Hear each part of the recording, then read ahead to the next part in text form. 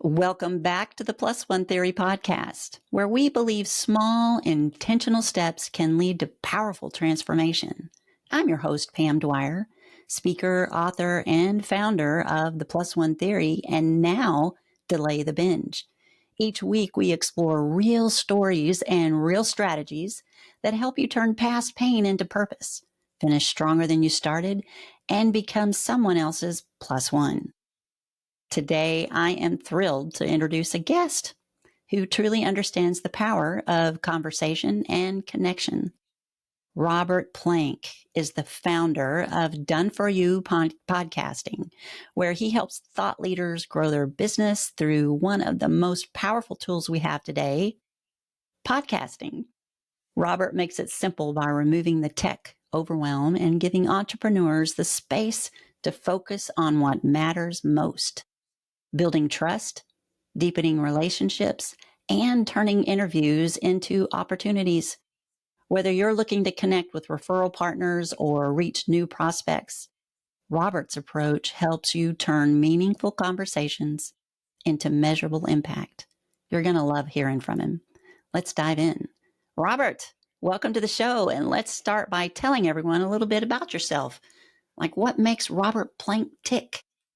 That's a good question. What makes Robert Plank tick is solving problems, right? That's what you and me are all about, Miss Pam. We're entrepreneurs, and you figure what's average, right? What's mediocre? What's playing it safe? That's someone that says, I don't want to get in anyone's way. I don't want to ruffle any feathers. I just want to show up at 9 a.m. and leave at 5 p.m. and do just enough to not get fired. And what a miserable existence, right? In this day and age, with everything that's possible, with you can go to any country, talk to any person, your infinity device in your pocket. You used to have like a computer that was the size of a house that didn't even fit into this.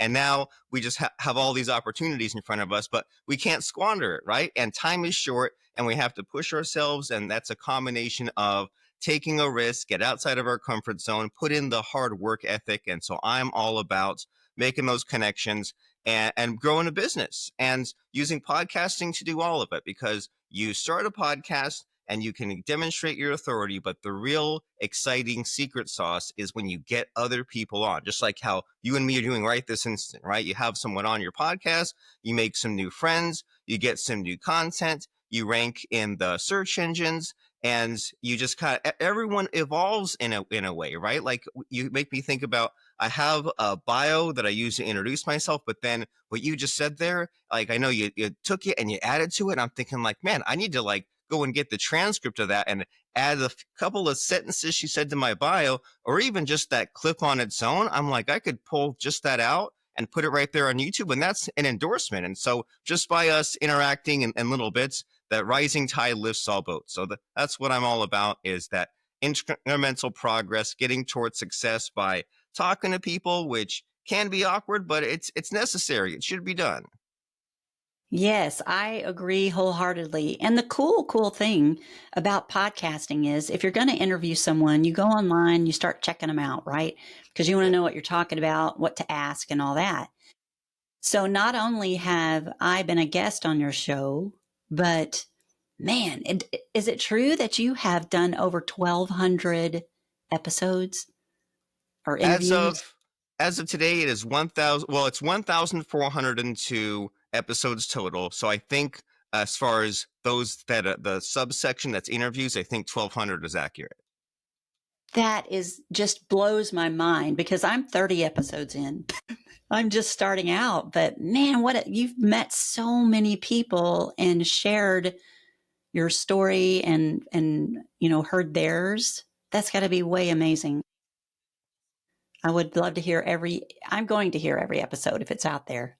I'm going to Okay. Well, to all of better them. get started, right? Because I'll be adding to it, so you might fall behind. It's going to take a while. But Yeah. from my own personal experience, man, you really put me at ease, because, I am fairly new to this world. And so being a guest on a podcast I was a little nervous about it. But as soon as we started talking, I was really comfortable. And so you have a way of pulling that out in people. Well, What do you thank you. think? I didn't realize, but it wasn't always that way, right? I used to be socially awkward. I guess I can be sometimes, so it doesn't come naturally. And I used to be a little envious when you meet someone and they just be real charismatic and real people wherever they go, they collect friends. And I'm just like, man, how do you do that? Right. Like I feel many times like I'm in that middle phase of like, I feel like I'm smart enough to know I'm awkward, but not smart enough to overcome it. And I think that there's something to be said about the practice and the repetitions, and that just this idea that when you get someone on a live podcast, it's a good filter for people, right? Like like you said, you can go on LinkedIn, you can go on YouTube, we can even go on their Amazon and get a pretty good idea of what they've accomplished, who they are.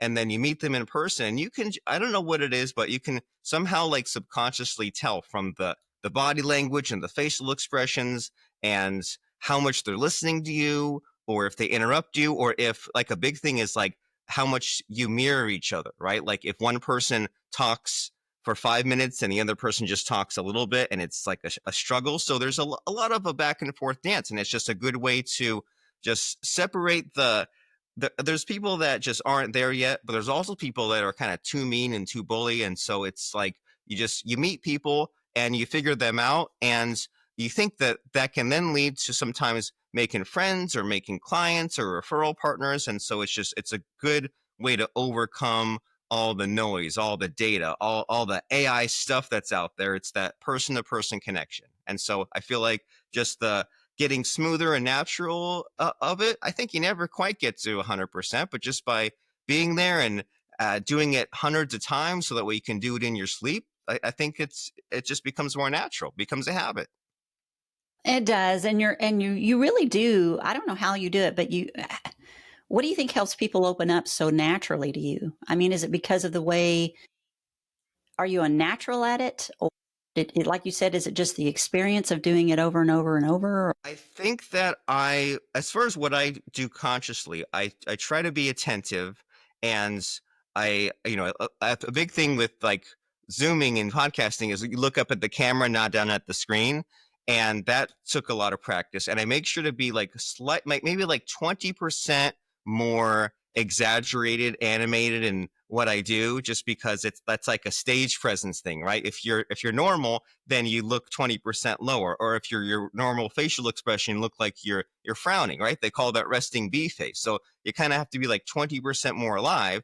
But then I'm also making an effort to listen. And then as far as that exaggeration, like kind of like nod and stuff like that, which I used to resist, right? When I was like a punk teenager, I'd be like, oh, I'll listen to someone and I'll be like this, and they need to impress me. But like if you give that little bit of feedback, then they can tell, okay, I better wrap up this point or I'll go more down that path. But I think that I like to, especially these last few years, be more of an encouraging person because there's not enough out there. And that No. relates to your mission, how just like a lot of us are insecure and projecting and wrapped up in our own stuff. And where does that really get you? It seems like a life of misery. And then you end up attracting and surrounding yourself with other miserable people. And then you're all just sort of stuck together. And what's the point of that? And I think that it's better to embrace that awkwardness and be a more positive person and be more encouraging because like you would say, like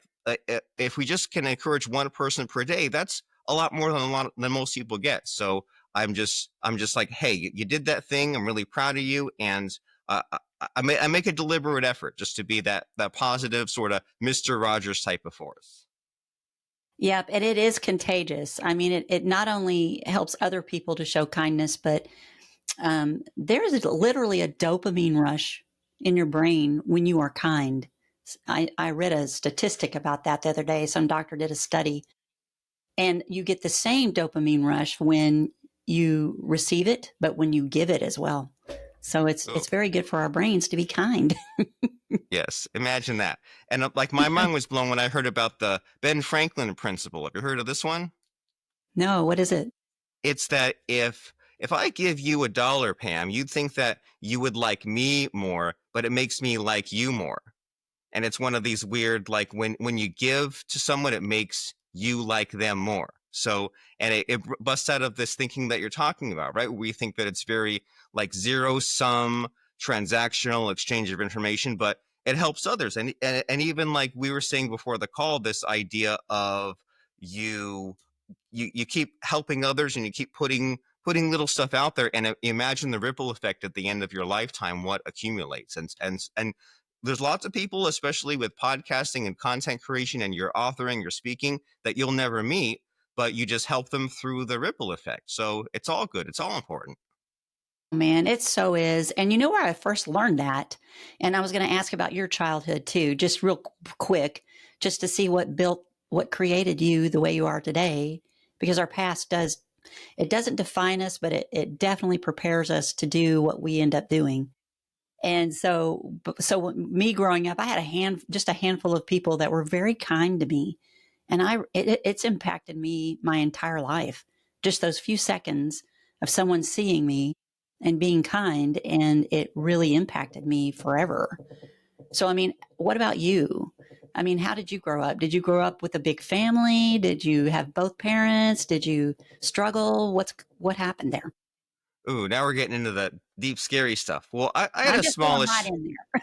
Yeah, yeah. I feel like I'm at the psychologist, but I had a sort of smallish family. You know, both parents had a sister, but I was surrounded with a lot of jerks. Like, I grew up in this town called Tracy, California, and basically there's like the Bay Area of California, right? There's the coast, there's like San Francisco and all that, and then that gets too crowded, and what do? They build some other towns in the east, or they build those up, and so we ended up with this town exploded from 20,000 to 70,000. I think it's like 100,000 now. But when I was in high school, it was just this town filled with everyone's kids' parents were from the Bay Area, where everyone's mean, but they were extra mean because they couldn't really afford to stay. And then they were mean times three because they were commuting an hour or two. And so it kind of raised all these just mean kids and people that didn't fit in but were insecure and were overcorrecting. And that's just, I guess, maybe my excuses, but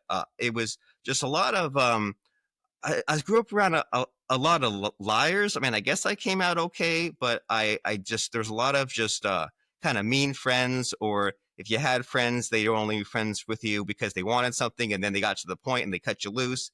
And my dad was mean, my sister was mean, my mom was pretty nice, but and then I joined Boy Scouts, and then it was like a lot of the dads were similar, like they'd say A and then they'd do B, right? And they'd say, "Hey, you should do A," and then they would do B. So there was a lot of just like lip service, but I think like there were, but then, and so there was like 80-90% bad, but then there was a couple little good mentors, and you hope that sticks out, right? Because the human caveman brain is designed to pay more attention to danger because it wants to keep you out of danger, and ignore those little good things. So it's up to us to sort of flip it. And I feel like the sixth grade was peak childhood for me. It was like so many different things happened. It was like 5 years in one. I had a really good teacher, and he was just real charismatic and really nice. And he told different stories. And he wasn't one of these that, like, when some old person or some adult, they kind of go on all these long stories, but he told like just the right ones. And some of them still stick with me every day. Like, he told about this idea of like, you don't have to go to college if that's not your path. And it was some idea of like, you go and you work some job, and you're come home sweaty, and you take a shower, and you're ready to start your evening. And I don't even remember half of it, but it stuck with me. Or like, there was a story of like some guy was stuck at the top of some smokestack in our small town like 100 years before. So he made it fun, right? And he mixed things up, and it wasn't just teaching out of the textbook. And we would do like group projects, or and I think what out of all the stuff that really kind of still sticks with me is we would do the writing process. I know you're an author, and the writing process can be fun. And he put out this calendar, and he'd say, well, on Monday you do your brainstorm and your outline. On Tuesday you do your rough draft. On Wednesday you do your peer review. On Thursday you do your like final editing and polish. And on Friday you do your cover. And it was only like, one slice out of the day. It was like, third period or something like that. But that was so much. It was this combination of fun, structure, creativity, stress, and then by the time you get to the end result, then you've created. And we ended up with these, I'm sure my mom has them somewhere. it's these little like tiny books, but they're like kind of hardcover and they're hand drawn and they're written in and they've been polished and revised because they've gone through all these different steps. And it opened the mind of what was possible if you have like a little bit of a structure and you make sure to like fulfill those tasks. And it was so much fun, right? It was the good old days. So there you go. As far as the mentorness that sticks out, as far as the good combination of fun storytelling and just, I guess, project management. Right. And, it does speak a lot about the way you are now because, you figured out what you didn't like and you figured out what you liked and you ran with that. Oh yeah. Um, I also noticed you really helped me feel seen when you were interviewing me. Do you think that podcasts have become a vehicle for that? For people to feel empowered and maybe in a way they weren't expecting? Yeah, I guess so. You always jump in and you think it'll go one way and it goes something else because there's another brain involved. And I think that there was a recent aha, maybe about 6 months ago, when I was still trying to figure out AI because we all are, right? We're trying to figure out AI and ChatGPT, and well, I know the promise that I can just put out all this content and get all this traffic, but then when I do it, it puts out all this just not very good stuff. And so someone said this. They said, well, what you should do is go on a podcast and just have a conversation and feed it through ChatGPT and have it break down like the questions and answers. And you can kind of see what you set the table with. And then take that and go and look on other podcasts, like kind of extract some keywords, do some searches, go on YouTube, find some other similar shows and see what the questions and answers are there, and then look at the answers and see like if you could come up with better answers. And that got the gears turning. That got me thinking like, hey, that's kind of a way to like continuously get better, right? And up your game and say, okay, well, we'll have this conversation with Robert and Pam and we'll talk about all these things and it'll go in unexpected places. And then we'll just kind of like compare to what we did previously, compare to what's out there. And I think that that's more of what AI should be, right? Instead of things being like completely hands off, automated, you use it as this tool to say, well, what have I done? What have I said? And how can I get that not depersonalized or AI enhanced, but like more dialed in, right? More of like Mhm. there's that whole idea of if you have some argument and one of you is like standing on the staircase and then the argument's over and then you walk up the stairs and you think, oh, I should have said just that exact thing. And when you have a podcast, you'll have moments like that, but hey, you can save that in your back pocket for the next speaking gig or blog post, or even better for the next podcast that you're on. So there's a lot of fun there of your kind of your ability to read. I don't know if like redo it is a good way of saying it, but you can have these conversations and kind of then have better ones as you go, or go in unexpected places and get your messaging figured out. So it can be a lot of fun. Yeah. Well, and I think the key word that if people would look at AI as just a tool, right? Instead of wanting it to do it all for them. Because I mean, we're human and we're all guilty of utilizing tools hoping that it's going to fix everything, right? But it doesn't. It's just a tool that's going to give you the space to be better, right? And Yes. so it's just like with bariatric surgery or other weight loss tools, those injections that people are taking, the GLP-1s, they think that that's the fix all. And it's not. It's just a tool, right? That gives you the time to fix what's really broken, why you're in that pickle in the first place. Yeah. And so I think AI is in the same boat. It's definitely a great tool. And I utilize it for, a lot of things, but I don't let it do my work. I don't let it create for me. I definitely have Yes. to keep on top of that. So. Yeah, and I mean, you and I think both use podcasting for a little bit selfish reasons, right? Like there's like you have a I know I'm your first guest, right? Or have you Yep. had others? Okay. No, Well, I've had others, but okay. none that were as well as knowledgeable as you in podcasting. So Okay, I've challenged myself with that. But I'm sure you've learned, like, you always pick up tidbits no matter who it is. And one guy I talked to early on about AI, I'm like, well, like, how would you explain it? How do I get my head around it? And he said, well, think of it like a pocket calculator, but for language. And it's like, you don't want to depend on you still want to know how to say 2 plus 2, but if you're calculating the square root of 500, maybe you should dial that in. And so it's like you get those little tidbits from doing podcasting. And then you think about I don't know that much about weight loss, but like there's all these new like crazy drugs out there, right? And then the Yeah, man. little things that you hear is you're like, well, long term it might cause like pancreas damage, or they say like these the big thing you hear is that, well, they're designed to be taken for life. Like you take it, you lose the weight, you get off it, you gain the weight back, and it's like there's always a trade-off, right? There's never Yeah. like a magic medicine of like, hey, this solves it. There's always some price to be paid. So it's like, well, you look at the trade-off, it's like, wouldn't it be more healthy, sustainable, just a better approach to just like kind of change some habits, right? And just like, Yes. try to do it without the shortcut. Yeah, definitely. And it's like any medication, right? If you read all the side effects, you're like, I'm not taking this pill. Yeah. It's going to make things Scary. worse. But sometimes people have to choose the side effects over the long-term effect of what's happening with them, like cholesterol, high cholesterol.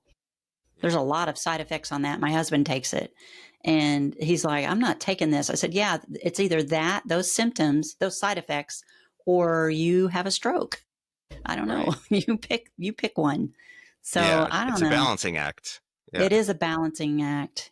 If I could figure out balance, I'd be the happiest human being on the earth.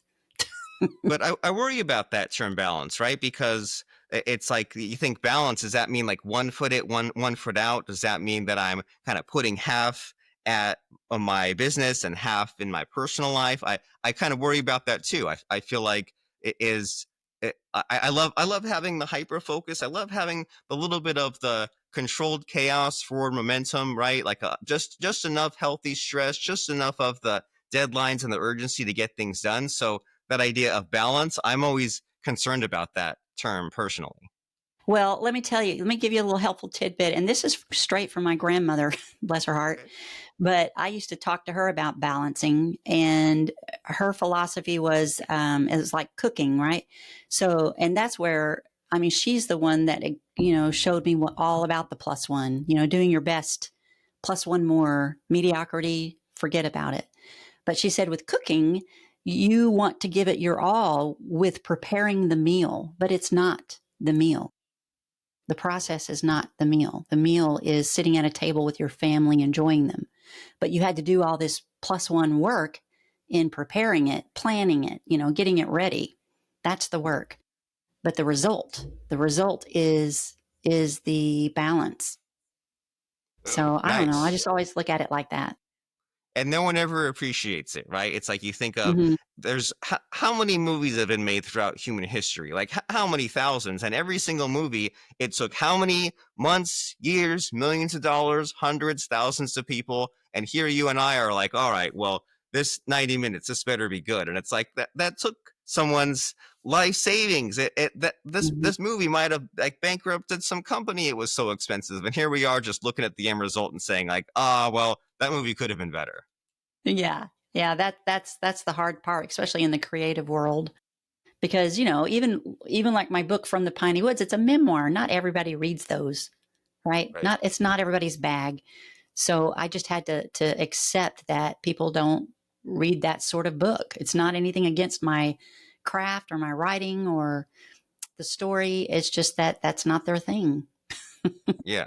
But the beauty of the internet is all the obscure media, right? Or maybe, I don't know if obscure is the right word, but there's all these just like, sometimes there's some YouTubers I follow with like 30 subscribers, with like 100 subscribers, or they're not the mainstream. And there was this one YouTuber where he put out 100 videos and they were all good of just filming this intersection. He was in Santa Monica, California, and there was just an intersection not built very well, and all these like cars coming in 5 different ways and they almost get in accidents, and he'd provide commentary. And I watched all these videos and he barely got 100 views per video, but I was one of them. And then a few years ago I was in Los Angeles and I took the journey to like stand in this intersection just because it wasn't world famous, but it was important to me. And that's kind of interesting to think about, right? Is it doesn't have to be the most mass market sort of stuff. Like one of my favorite shows growing up was Mystery Science Theater 3000, right? You know that, where they make fun of the bad Yeah. movies, and it's like you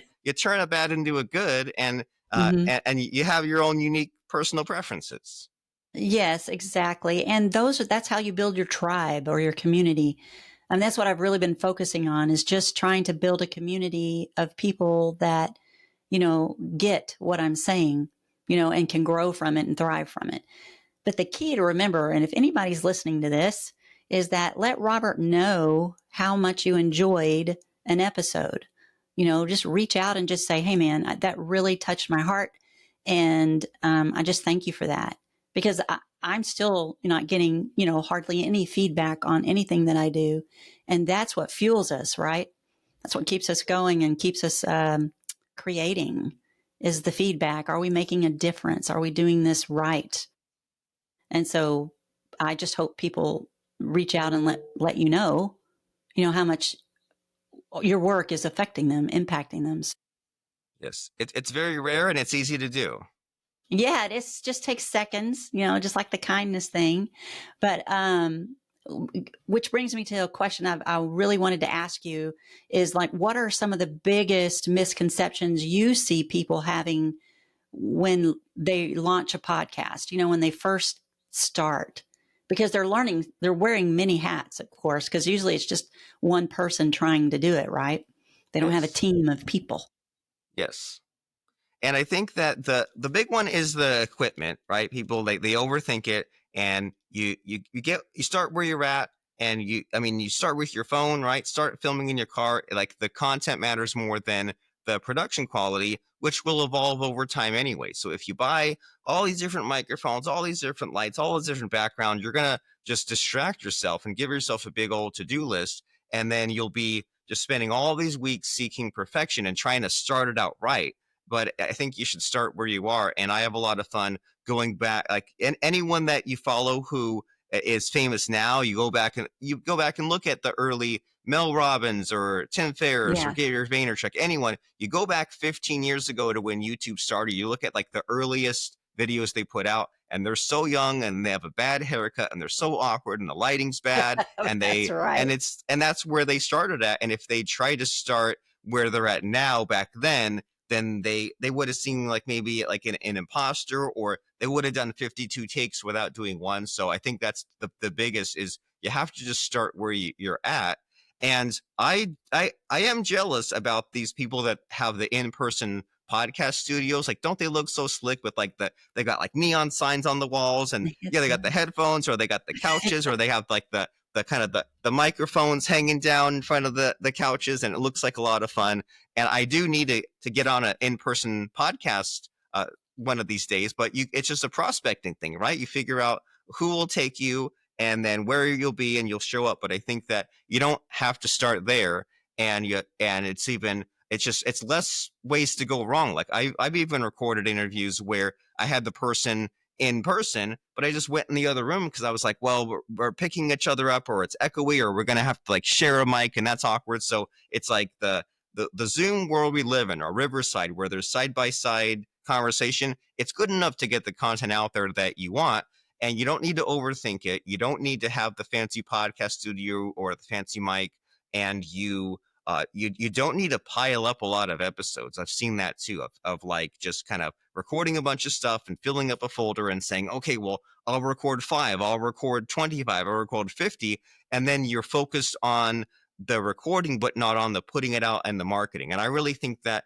you should be spending 20% creating and 80% marketing, right? You should be looking every day into, who do I want to reach? Where am I going to post at? What new channel am I going to put it out, right? Am I going to send an email blast, do a LinkedIn post, put out a YouTube short? There's so many things that to put out there. And that's the first step, is just to post more frequently. And so when you pile up 20, 30, 50 episodes, and then you feel good at first because you're like, hey, I'm making progress, but then it becomes that productive procrastination. And then a few months later, then it morphs into self-sabotage, because you look at this folder full of stuff and you're like, there's this mix of like, well, this stuff's out of date now it's a year old, and then I don't even want to follow up with these guests because they'll hate me, because they'll be like, what, the episode isn't out yet? So you're just tying yourself in knots, and the better way is to just proceed with imperfect action, right? They call it ready, fire, aim, and Yeah. put out an episode or two. And every podcast platform is really good about migrating. So I really recommend Buzzsprout. But if you ever say later, like, oh, well, I want to move to Spotify for podcasts, or I want to move to Libsyn or one of these other, and they're all named so weird, but you can pick up and you can transfer all your podcasts to some other platform if you really want to. But what's really important is you get a podcast, get it started, get established on these social media platforms, and start posting. Because if you do want to have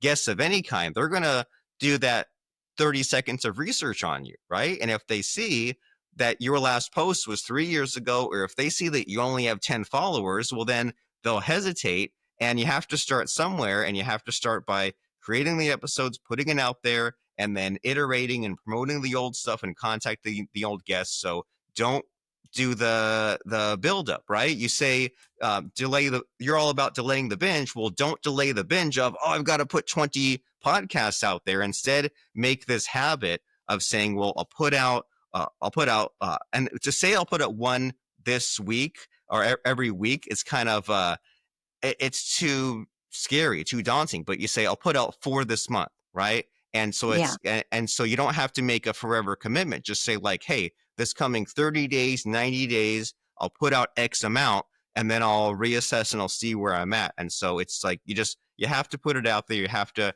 take some action. You have to publish. Well, and I love that, because all the research, of course, I did my due diligence, and I was studying other podcasters and, trying to figure out what equipment to get. Did I really need to invest a lot? And I did find that my phone, just like you said, was really, and I got this little lapel mic that, connects with the phone. So it gave me pretty good sound. And so I started just doing podcasts like that, just on a walk or whenever I was out, because I have another real job that pays the mortgage and puts food on the table. So, then I didn't, and then they kept everyone was saying you got to stack those episodes so that you have a whole stack of them. But what I found is, like, after this episode, I'm excited about what we talked about. And so I don't want to lose that momentum. So I immediately start editing or doing whatever I need to do. And by the way, I do use Buzzsprout. It's amazing. They have an Nice. AI feature on there. I paid a little extra, but it's so worth it. Well, It saves me a lot of time. put your Buzzsprout affiliate link in the comments, right? Officially sponsored Yeah. by Buzzsprout. Yeah. Yeah. I can definitely do that, because and they are wonderful. They make it very easy for the person like me that doesn't know a whole lot of technical stuff about editing and all the important things that need to be done as far as publishing it. Yes.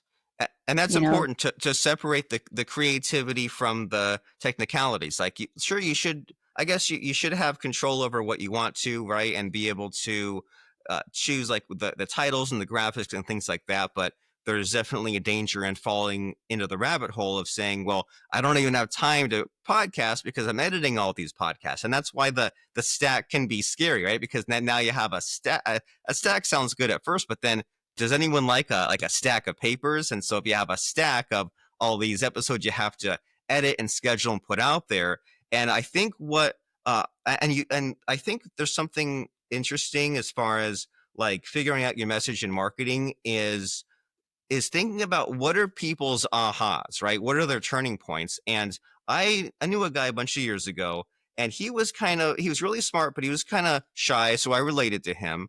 And because I am on the inside, I am too. And then he embraced podcasting. And what got him to do it was he said, imagine if you had 100 people rooting for you and working for you and promoting you. Well, you can by having 100 guests on your podcast, right? It's like the John Rockefeller says, instead I of like, me, John Rockefeller says, instead of me doing 100%, I'd rather have 100 people doing 1%. And I was like, hey, so it's about the people, right? It's not just about the content. So if you had that stack of episodes that you've been sitting on versus if you say after a year you had 100 podcast guests, and that's all these opportunities to follow up and to remind them to post and to go and boost up their social media and like their stuff, or to post about them, like, even though the episode was 6 months ago, post about them again and tag them again and post a reel again. And so by stacking too much, you're losing out on all the follow-up time of building the relationship. And you could end up with a funnel or a path of someone who's been on your podcast. And there's like, I mean, with me, there's some of these people with like 5-10 years of history where you can go back and see like all the times that I've tweeted or X'd them or whatever they call it these days. And any platform, there's just like all this follow-up. I can go and search my email, and there's all this kind of reminding them of like, hey, here's this link. Do you want to come back on the show?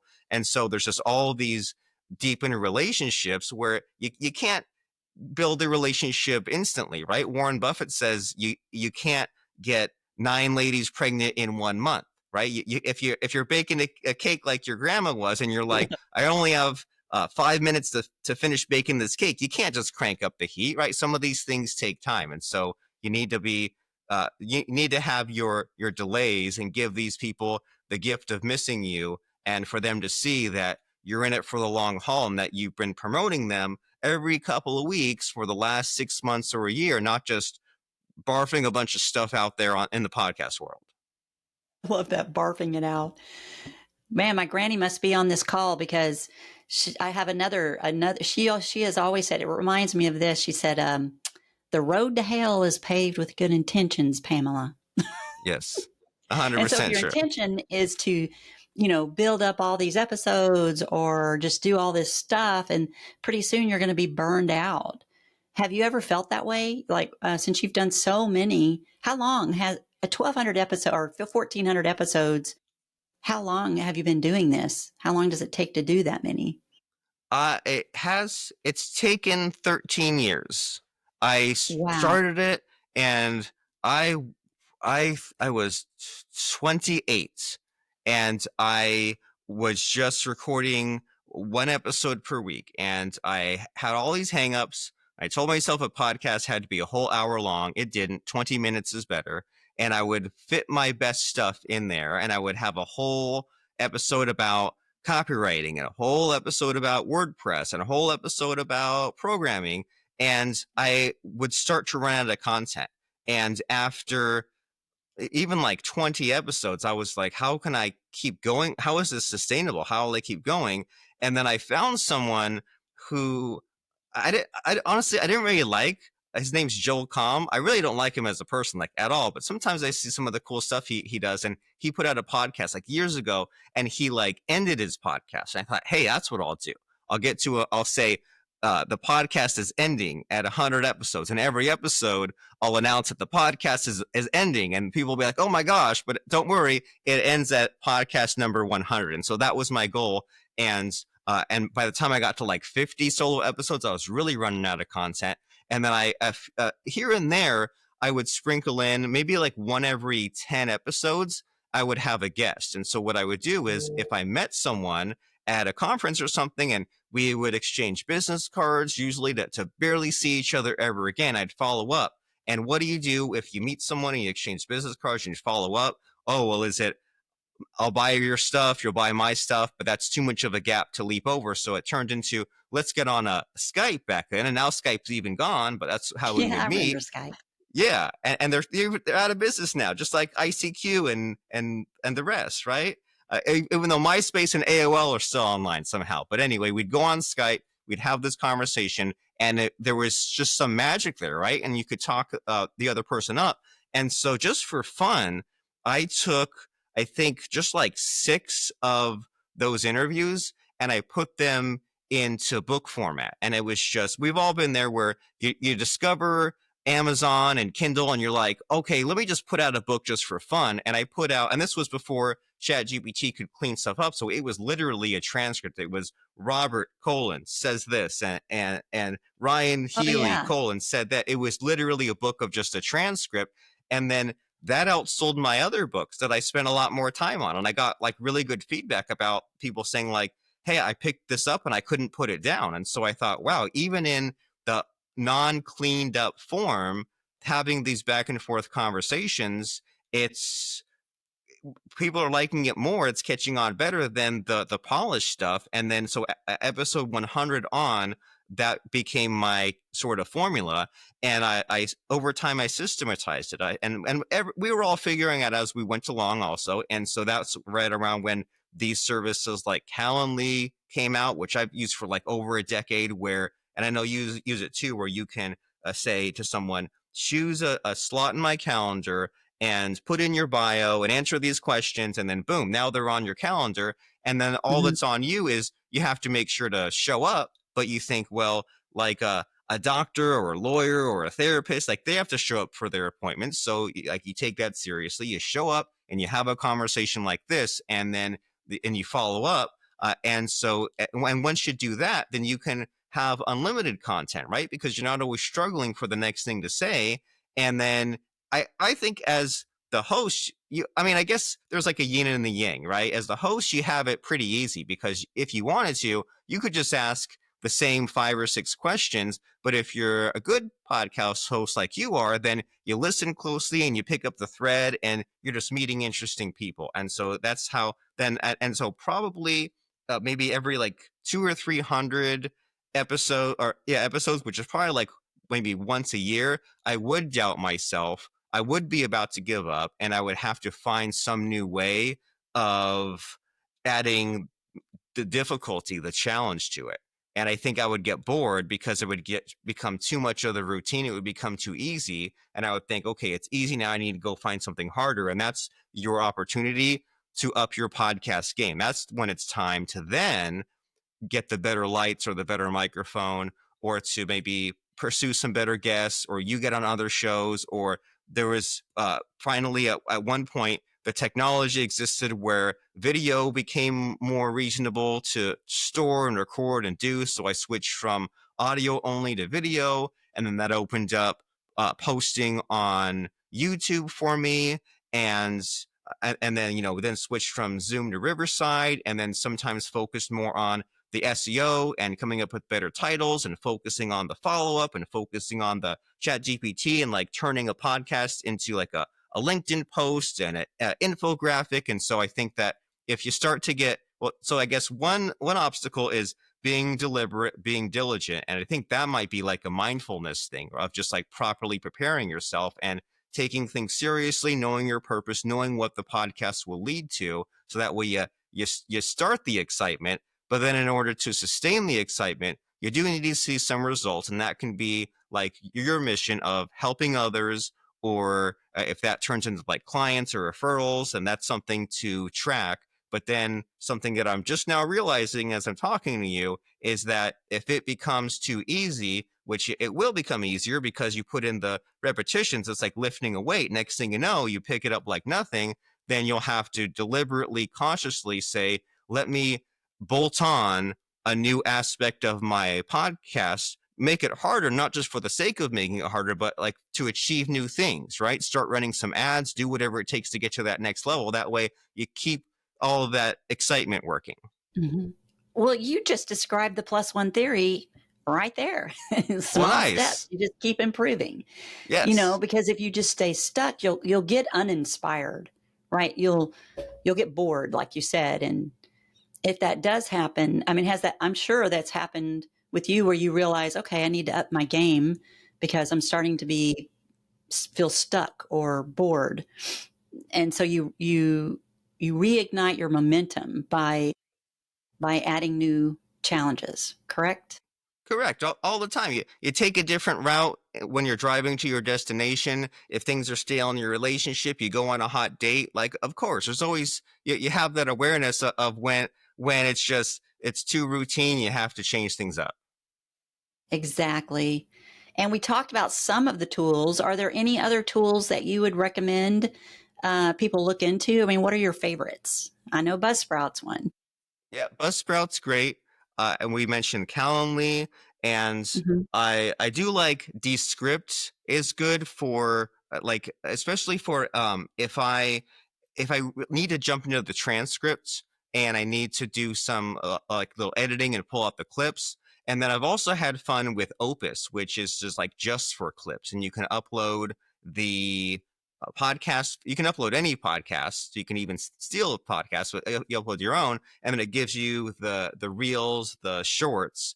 And I've had, and like Chat GPT is a, all-in-one tool. I pay the $200 a month version because I use it so much, and that's just kind of like, you can use that for anything, right? And especially you upload the transcript of your podcast, and you can just turn it into, you say, well, can you create a LinkedIn post for me? Can you create a LinkedIn recommendation for me? That's a fun one, where like a lot of people don't know that on your LinkedIn page, there's like your resume and the way area you can post, but people can leave reviews about you, and they're called recommendations. And so, and a lot of them are real shallow, right? Because that's how it is. But you as a podcaster have an opportunity to leave a really thoughtful recommendation, and you can kind of cheat because you use Chat GPT, but you sort of didn't cheat because their original content came from your conversation, right? So you and me, Pam, Right. we've been talking for almost an hour, and we've said all kinds of amazing personal things to each other.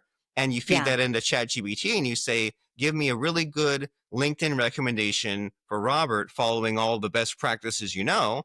And you did put in the work. You just didn't put in that last bit of work of like writing it, but you can refine it. And then you end up Hmm. with the end result is a way more thoughtful LinkedIn recommendation than others. So ChatGPT is a really fun all-in-one tool for all those sorts of things, right? You use ChatGPT to follow up with your guests and refine the titles of your podcast. You go back and forth like anything else. So it's like there's not I don't, and then Canva is huge too, right? As far as it's like an Oh, yes. I online, love Canva. Big yeah. time. And Yeah. a lot of people don't even know how you can just kind of bust something out, right? All these YouTube thumbnails where the person's going like that or something. You can just uh, take a picture of yourself doing that, slap on some graphics, and then and also, and you combine these things together. You combine these, say, with like Chat GPT, right? And you can make your thumbnail graphic. And if you're not sure about it, you take a screenshot of it. Like I think on Windows, it's like Windows key Shift S, and you draw a box, and you paste it right in Chat GPT, and you say, how would you change this thumbnail? It gives you suggestions, and you switch back to Canva and you say, oh, it told me to have a green background instead of a blue one. Well, I'll follow its suggestion. And then the end result is, you don't want to get too techie, right? At some point, you do want to like delegate and outsource the stuff that's monotonous and time consuming. But for the little quick fixes, ChatGPT is great to have a little buddy to write, to refine, to look at how things came out. Yeah. It's like having a college professor in your room, because I will take like a pitch on something I'm doing. I'll write up a pitch, and then I'll stick it into Chat GPT and say, what do you think about this pitch? Where can I improve it? And they're like, Pam, you really need to have a beginning, a middle, and an end of your story format, blah, blah, blah, blah. But I'm like, oh, I didn't know that. Yeah. So then it helps me structure it so much better so that the reader, it's more effective for the reader. Yeah, So, and I have that visual lately when I do it too. It's like the asymptotes, the like the Zeno's paradox of like you shoot an arrow, and does it really hit the target? Well, no, it gets halfway, it gets closer and closer. And so like, yeah, there's so many like marketing tasks of like I use it for landing pages and sales letters a lot, right? I'll be like, well, I want to sell this service or this product, and I've got this YouTube video where I talk about sort of what it mostly should be. So write me the sales letter. Well, I don't like that. We'll add this and that to the offer, change the headline. You don't have it just write it for you sight unseen. You tell it what to change. You have it give suggestions, and you kind of navigate, and you get closer and closer to what it should be. yeah, and there's all kinds of details that are critical. Even like with YouTube on Buzzsprout, it will automatically upload your podcast to YouTube. But I've never done video before because I just didn't have the equipment before. And so it was just uploading my audio. But I found out that YouTube ignores those. They don't like it. They want video and they want awesome thumbnails. So in order to rank you well, you've got to have both the audio and video for YouTube. But that's Oh not yeah. necessarily true for other platforms. Yeah, and there's always just so much to navigate. There's all these platforms, they all do it differently, and they all have all these little things to fill in, right? Even like with YouTube, it's like, oh, I have to upload the subtitles. Oh, I forgot that there's the tags. Oh, I forgot that my channel itself has keywords. Oh, maybe I should go and refine the title of my channel. There's always just other things to set. And ChatGPT is great about, like, if I just say, well, what should I fill in this field based on here's my podcast transcript. What should the title? What should the tags? What should the thumbnail be? If I should leave a comment under my own video, just like what should I say? It just helps you fill in the empty boxes. Well, and that's why, Robert, a lot of people like me look for people like you for done for you podcasting, someone that is an expert and that knows what the heck they're doing. Yeah. And someone, if you don't want to half-ass your podcast, then you hire someone like Robert and, that knows how to do all these things and has figured it all out for you. So, Yeah. Whole ass your podcast. Don't half ass it. yeah. whole ass. Hey, there's your new slogan. Whole ass your podcast with Robert Plank. And you're done for you with podcasting. Yeah. Well, with that, I am going to have to end our conversation because, people get bored when they're too long. Of course. That's what you taught me. You taught me on this episode that a 20-minute episode is much better than an hour-long one. So yeah, but also it's also your rules, so it's your show. You do what you want, and then you also can meet people where they're at, because we've been saying many times in this discussion that there are different types of people and there are different types of platforms, right? There's Instagram, there's TikToks, and you figure like the personality type that goes and scrolls TikTok is probably different than like a Facebook or a LinkedIn person. And so I have this done for you podcasting service. It's dfypodcast.com. And the vision, the dream is that you just give us your episodes, right? You give us that stack and we clear the stack for you. And so that way, when you say, hey, I'm Pam and I just had this amazing conversation with Robert, here's the video. My team goes and makes that thumbnail, makes the title, makes the show notes, makes the reels, so that way you can post to TikTok and to LinkedIn. We take the best quotes that you said and we use Canva and we put a picture of you or your guest and put the quote right on there. And we've all seen those social posts where usually it's a motivational quote, right? There'll be like a Mel Robbins or a Thomas Jefferson. But hey, what if there was a quote that was said by you or said by your guest? And we make those too and post those to Instagram. And so that way, I found that, at least for me and everyone I've met, that we all, like, the successful business people use social media, but our brains only really like one or two. And I think like there's only so much time in the day. And I think there might be like an age demographic plus a personality thing. A lot of us are, well, I just like YouTube. I just like LinkedIn. And you should be everywhere. You should at least have like accounts on some platforms. You should at least be posting sometimes. And so this is your chance to just focus on one or two of the social platforms you like, but then the Facebook and the X also gets posted to. Or if there's some new platform like Threads, you can just, hey, can I post to Threads as well? And so that way you just have this kind of continuous machine of all these different things posting. Yeah, and it posts everywhere, and you kind of focus your energy and your time where it should be, right? On the 20% of the relationship building and the big picture and the growing your business and working on your guests and your people and helping them out with their mission. And then me and my team does all that extra busy work of, making sure that Canva graphic and the text it's aligned here instead of being aligned there. So we do all that time consuming busy work, and you do the fun, important stuff of having these podcasting conversations. That way you don't burn out. That way you can find the new ways to challenge yourself, and you can think about your big picture, your mission. You can figure out just over time, you will grow and evolve as a person, and that bio of what you say about yourself, or that branding, or the kind of the premise of your show, all those things will grow over time, and you won't have the brain capacity to do all the busy work plus focus on the boss, CEO, high level executive tasks of growing your podcast and your business. So you need to have a team eventually to do it. And that team is dfypodcast.com. There you go. Perfect. And if personally, I would listen to every single minute of this podcast, of this episode, because I would be taking notes. Because anyone that's interested in podcasting, we're trying to glean all we can from whatever information is out there. So you've Yes. shared a lot for us today, Robert. Thank you so much. I think I've learned so much, so much. So thanks for your time. And again, tell us how to find you. Can you tell us one more time?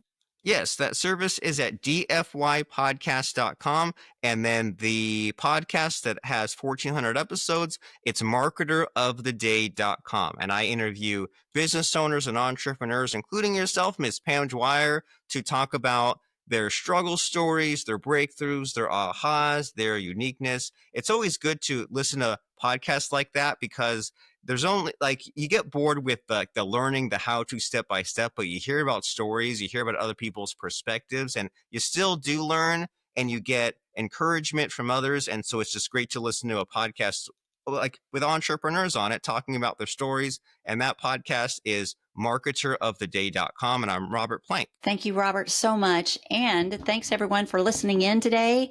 And remember, there's always room to do one more.